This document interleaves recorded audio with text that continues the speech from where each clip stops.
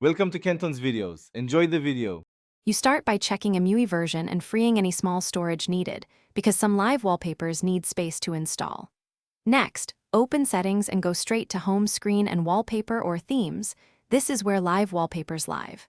Once there, tap Wallpaper, then Live. Make sure your selected source, gallery, or a wallpaper app is allowed. This ensures the system recognizes the file. Now you're ready to choose the actual live wallpaper asset and proceed to apply it. You pick the live wallpaper source and tap Preview to see motion and interaction. This matters because some animations drain battery more than others. Once done, use the settings icon to adjust touch responses, animation speed, and battery-friendly mode. These options control how often frames update.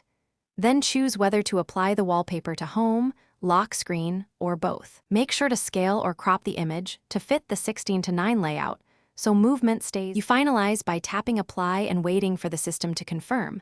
Once applied, return to the home screen to verify motion and touch response.